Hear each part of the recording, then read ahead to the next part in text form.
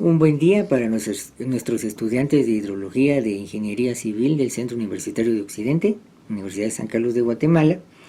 Si continuamos nuestro material de hidrología, por favor, vamos a la página 11, agua en el medio ambiente. Tenemos aquí un gráfico ya un poco viejito, donde tenemos desde el sur de México hasta la parte norte de América del Sur. Tenemos Centroamérica y vemos, por ejemplo, ahí la distribución del agua de una forma promedio, ¿sí? Vemos que hay zonas que tienden a tener mucha agua, otras muy poca agua. La principal razón, como ya lo hablamos en clase, si recuerdan los mapas del MAGA, la formación montañosa. Las montañas, por un lado, efecto de pantalla, pueden retener el vapor de agua que viene con el aire del Océano Pacífico, sube, se enfría. Si hay un poco más de viento, cuando esto sube puede pasar a los valles que están en alto. Si no, simplemente sube y regresa por precipitación, lluvia. Y en esta parte de acá tenemos sequía. Entonces, aquí podemos decir que las montañas, accidentes geográficos como estas, condicionan fuertemente la distribución del agua. Y bueno, tal vez es importante aquí recordar que la atmósfera tiene la función precisamente de repartir el agua, ¿sí? Esa es su principal función. Es un reparto de agua, ¿sí? El viento, ¿verdad? Estamos viendo que tengo precisamente un sistema para repartir.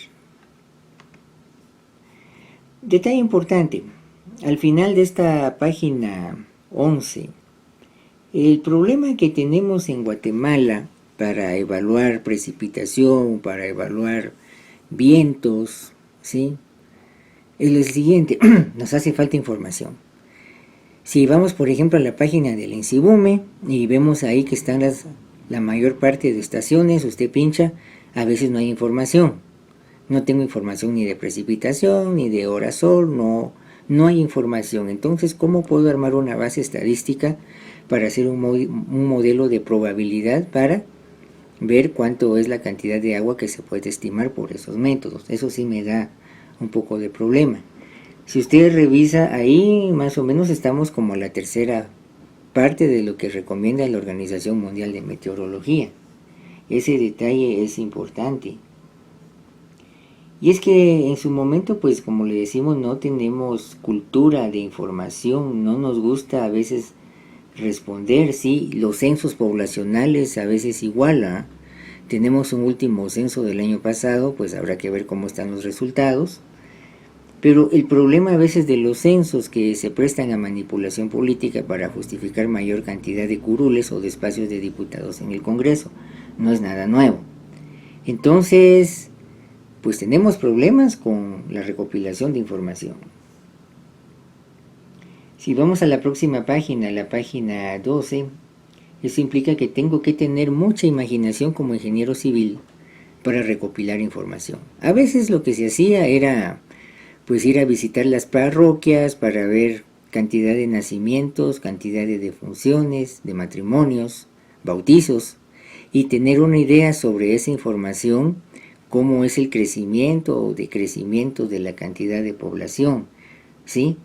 Cómo está comportándose la población, ese detalle es importante. A raíz de eso, si usted hace consultorías con Infomunepar, eso nos lleva a que a veces hay que hacer un censo de los usuarios. Por ejemplo, voy a hacer un proyecto para distribución de agua para 300 familias. Tengo que censar a las 300 familias y eso ya lo tengo que considerar en mi costo de oferta para hacer dicha consultoría. O sea que no puedo tomar esos datos del Instituto Nacional de Estadística, del INE, y conformarme con una proyección. Ese es el inicio. Pero tengo que confrontarlo, tengo que compararlo con hacer un censo de los beneficiarios. Bueno, y todo sale porque, cambiando un poco de tónica, aquí hablamos del agua en los seres humanos, ¿verdad? Fíjese que si hablamos de eso, la segunda parte de la página 12, la masa del cuerpo humano, tiene un promedio 65% de agua. Imagínense. Por eso es tan peligroso cuando nos deshidratamos. Hay partes del cuerpo que contienen mayor porcentaje de agua. Por ejemplo, la sangre un 83%, 76% en los músculos y 22% en los huesos. Es de lo que menos agua tiene, ¿sí? Entonces, por ejemplo, los fluidos de entre células también necesitamos 63% de agua. Si estoy deshidratado no hay comunicación entre las células, ¿sí? Fíjese que una persona normal pierde cada día cerca de 2.5 litros de agua del cuerpo. ¿En qué? En orina, excretas y obviamente 1.5 en transpiración, sudor. 0.5 litros por respiración. Eso es la famosa evapotranspiración, por eso la importancia, digámoslo así, de estar hidratado.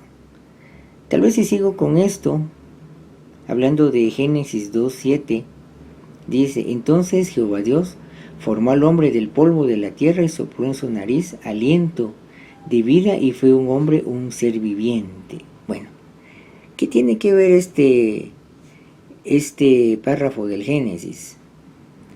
De que está formado un hombre. Ya habíamos revisado eso en una clase anterior, ¿verdad?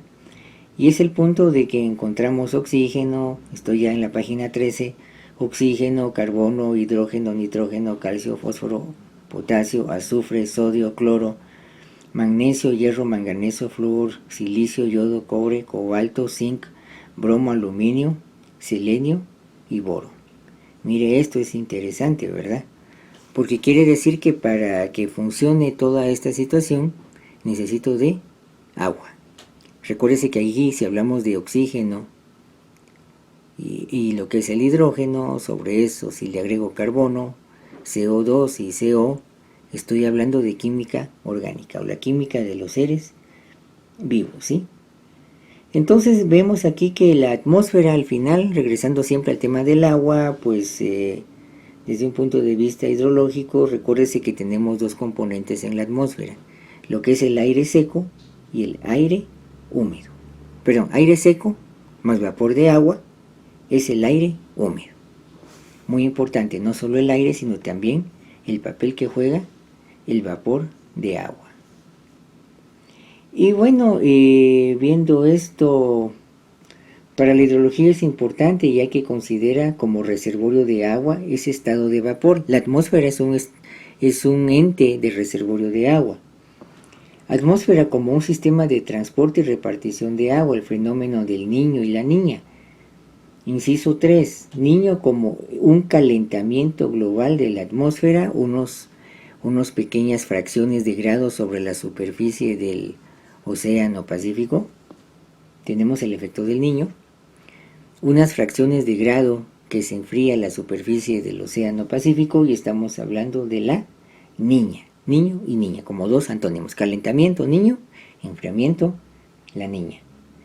Entonces, la atmósfera como un gran conductor de calor que absorbe selectivamente una pequeña parte de la radiación. Bueno, tal vez alguna cuestión ahí si usted quiere terminar de revisar estos temas. Tenemos una nota sobre el diluvio, algunas cositas importantes. Se sentiría diferente antes del diluvio, pues no había atmósfera. El clima y la temperatura eran iguales en toda la Tierra. No había viento. Ojo, el viento, que es aire en movimiento, existe por la diferencia de temperatura. Plantas sin mucha raíz, no era necesario que hubiera mucha raíz. Fíjese que mientras más viento, más empuje de viento resiste, digámoslo así, un arbusto o un árbol, más raíz tiene.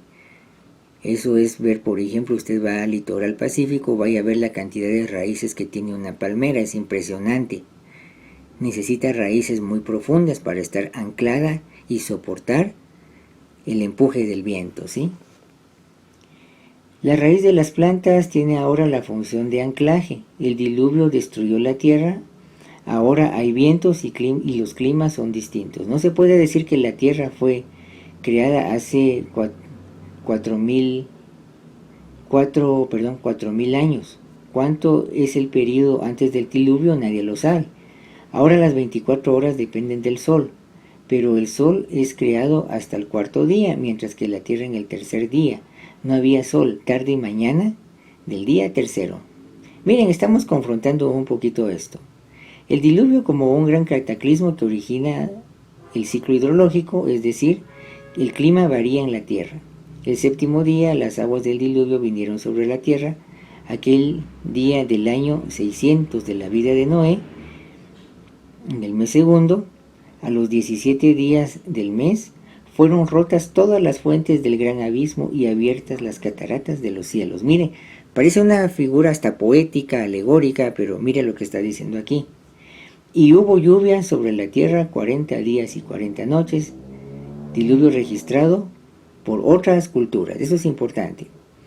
Tal vez aquí entre uno de los clásicos, digamos, de antropología, no está de más que chequee, por ejemplo, a Jorge Jaime Fraser, George James Fraser.